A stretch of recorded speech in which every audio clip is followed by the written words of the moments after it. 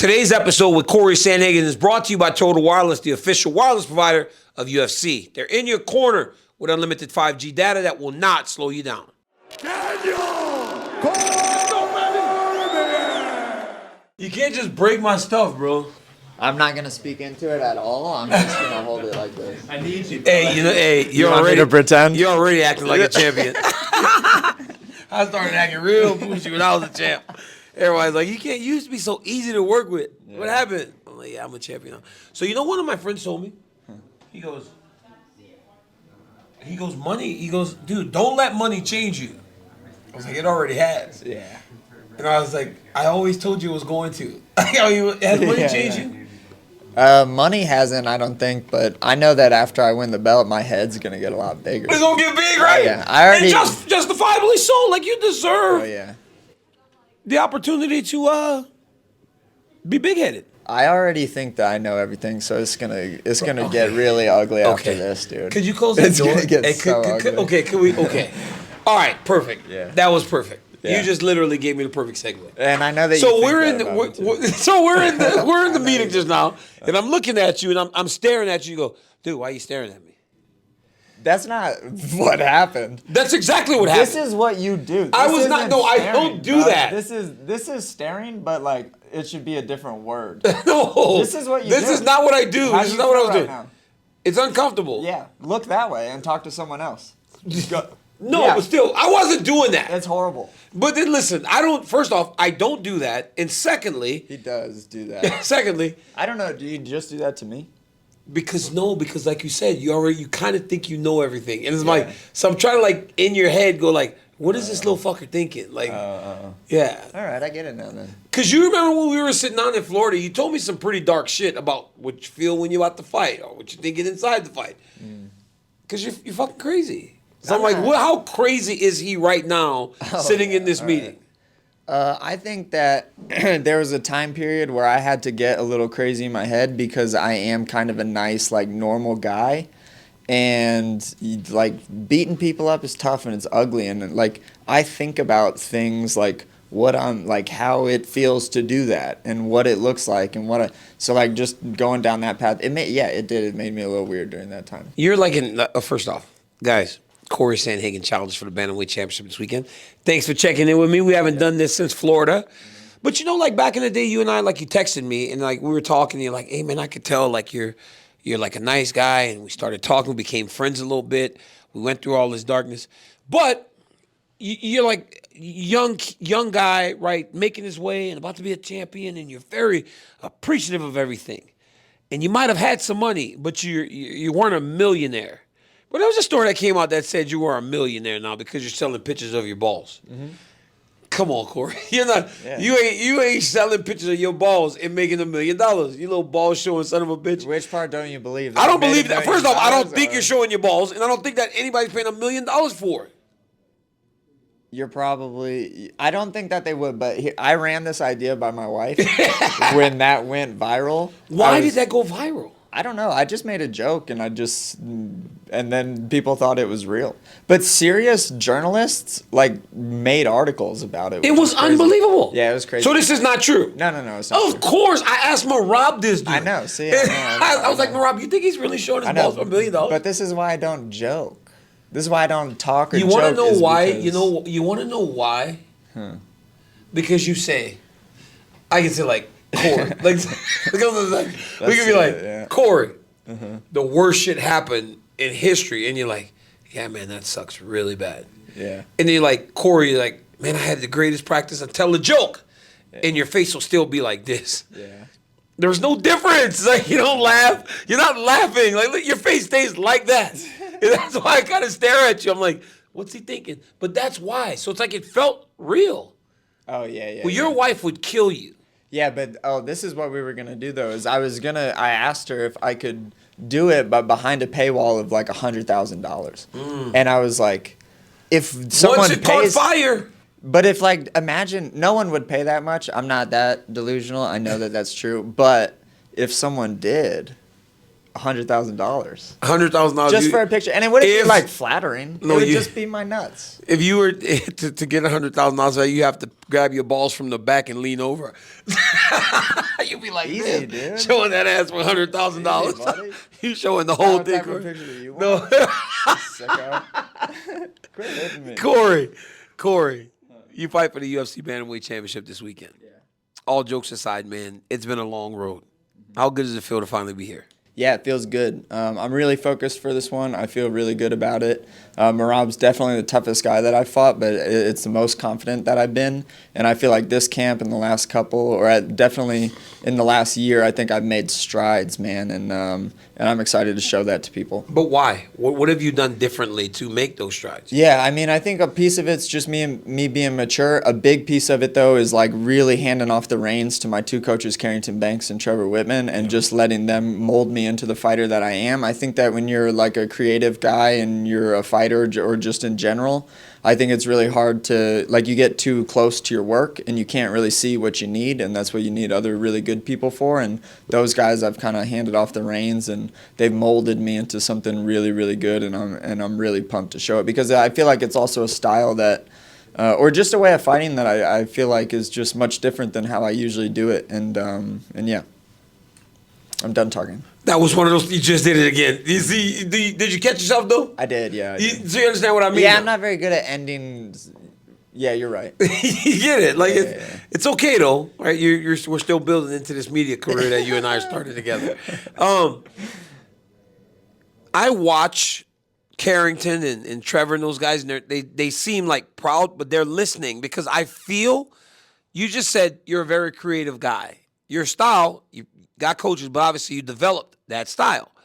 It feels like those coaches, though, while they are coaching and guiding you, still can appreciate what you bring in terms of a mind to fighting. Because I watched them, and I watch how they interact with you. Like this. Well, that's me. That's how not you the- watch 'em, But man. I'm watching Trevor and them, and they're kind of going, "Yep," Yeah. and they're smiling, and they're like, "Yep," because they know that you're smart. And that if they cut you off, right, they take away what makes Cory Sandhagen so unique, then you're not really going to be as good as you can be. It seems from the outside looking in, it's a collaboration more than, obviously you hand over the reins, but they're collaborating with you to bring this product to the world. I think so, but kind of a little bit, but not really. Like, those guys are good, man. They're Like, very good. Like, Trevor has, like, made a lot of champions. He's, like, I can trust that dude to be like, he's not going to take away any of what I got. He's just going to add on to it.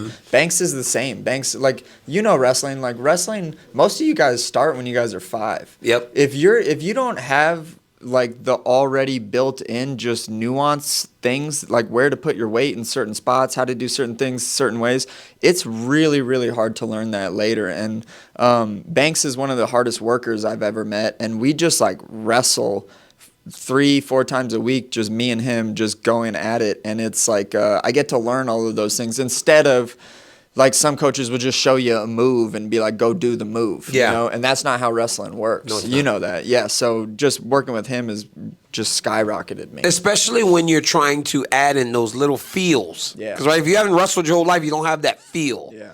in certain situations.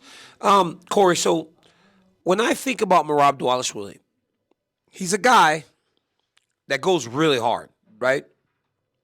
He's a guy that's known for his cardio.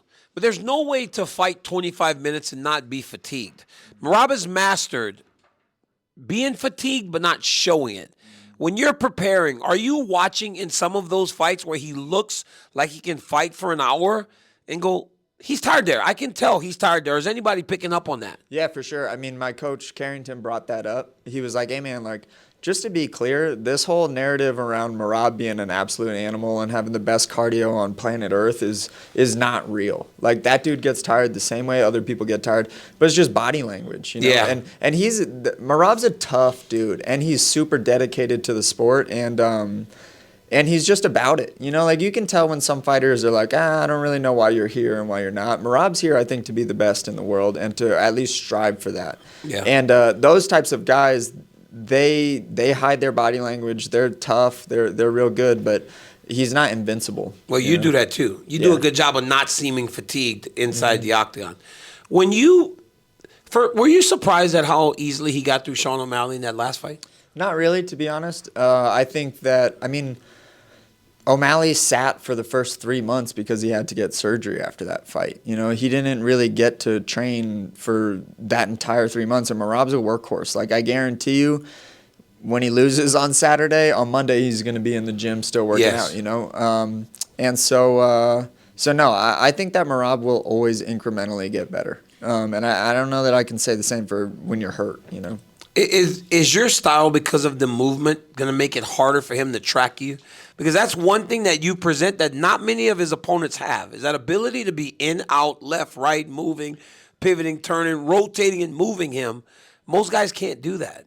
Yeah, I mean, I built a style around that for sure. I also have a lot of other things that I'm going to show in this fight that people haven't seen. And, yeah, I mean, it's really hard to take down someone that moves that much, first of all. Yeah, it's super hard. It's really annoying. But yeah, it's going to be tough. I just don't want to say too much about like what it is that I'm doing or whatever, because this is a big fight. And I'm definitely putting this out. Yeah. This is not good. The stuff we talk about upstaiers stays till we get you get in the octagon. This for sure, is going right on the internet. So that's my disclaimer. So you go and slip up, that's on you. Okay.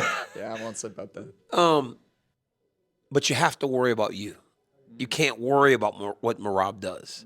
But in worrying about you, right, how are you judging your preparation? How are you judging? Like, how are you taking note? How are you taking, how are you tracking your improvements? Like, when you go home at night and you lay next to your wife and you go to bed and you close your eyes, do you sit and you visualize and go, man, I have done every single thing necessary to win this fight? Yeah, absolutely. I also like too where I am mentally. Like before it was like I just viewed the sport really technical. Like if I have better shit than this other guy, then I'll win as long as I do it at the right time. But for this one and the last couple camps, it's been about breaking everyone, and I really like that mentality, and I think that it's really going to carry over and help in this one. But it's just like a different level that I've hit where I feel like now when I go spar with guys, it's not like, let me do good stuff. Like now it's like, I'm going to break this person and he maybe has 2 rounds in him if he's lucky. But after that, like I'm going to tear him apart. How many guys are going through sparrings with you if you're doing 5 rounds? There's no way one guy's doing 5 rounds with you. Oh, no. I get a new partner every time. I go rounds all the way up to 8 rounds. You do 8 rounds of sparring? Yeah. That's like my really hell week, and then the 2 before that are 7-round weeks. So, yeah, it's a lot of sparring. I get really tired. I feel like crying after. Yeah, it's exhausting. Yeah. When you, Cory, if you become the world champion, what will that mean to Cory Sandhagen? Like, have you allowed for yourself to live that, right? To visualize that, to put yourself in the T-Mobile Arena, Dana White wrapping the belt around you, and new bantamweight world champion. Have you allowed for yourself to experience that, so that when you experience it on Saturday night, you get that warm feeling of, man, I've been here before. I deserve this. Yeah, definitely. I mean, I've thought about it every day since I got the phone call, you know. But more than that, man, I see this just as one step on the ladder. Like, I know in order for me to be viewed the way that I want to in my career, I got to go out in 2026 and beat Umar, beat Jan, and beat O'Malley. So that's my plan after this one. And Merab and winning a belt is important to me, but so is everything else that comes afterwards too. And I'm pumped for it, man. What really excited me about fighting Merab is, 1, he has so much like attention around him. Yeah, people love him. 2, I was like, oh, so it's not too late for me to still create this legacy, because Merab's beaten guys that I haven't beaten. So I go out and beat Merab, and my stock can just jump through the roof, and that's what I plan on having it do. It's the most important fight in the bantamweight division to beat him at this stage, because of the domination he's had over the division for a long time and the momentum that he has right now. Your ability to look at that, though, like with a clear mind, it speaks to what I talk about when you and I we speak, and I tell you how you're a smart person that can be an analyst. It's like you can step outside of yourself and recognize how much more important it is than just that championship. Yeah, definitely. I mean, I think a lot in the future anyways, but yeah, man, I mean, I don't think the belt is going to give me a little bit of a bigger head, but I really see it as like the work isn't going to, like this shit is not going to get any easier until I hang up the gloves and I'm all done. Yeah. So I don't I'm not like getting ahead of myself as like, oh, this is the end. This is when I do it. You know, like this is the work is really gonna start when I win this thing. Yeah, it's a big time moment for you. Yep. Saturday night, you have an opportunity to become a UFC champion. Yeah. I hope that you and your family have taken account of what you're in store for, and it feels like you've added no pressure on yourself to go and try to chase down an outcome or have an outcome in a certain way, and that's to be commended. Yep, thanks. Congratulations on everything. All right. Guys, Cory Sandhagen challenges for the UFC Bantamweight Championship this weekend. Fights Merab Dvalishvili. Make sure you hit the pay-per-view button, ESPN Plus pay-per-view, and go tap into everything Sandhagen's doing. Sorry, guys, there are no ball shots, but you can still look at that little pretty face, huh? Still no smile. He just doesn't do it. He doesn't give anything. Well, you and Dominic Cruz. Do you talk to Cruz? No. Yeah, I'd love to sit and have a conversation with you too. Oh yeah. Oh my God, it would be crazy. You would just stare. The fact that you both are so smart and think that you're right, it would make for the most intense conversation of all time. Guys, until next time, like, subscribe, and tell your friends about DC's YouTube channel. I'm checking in with people like Cory Sandhagen. Until next time, peace. All right, guys, it's time for my Rose Sparks performance playbook for the co-main event. Merab Dvalishvili versus Cory Sandhagen. For Merab, he has got to score takedowns. You guys know that when Merab is winning, he is scoring takedowns, he's pressuring, he is putting it on guys. If he can do that, guys can't keep up with him. We have seen it time and time again, and Sandhagen will struggle in that same way.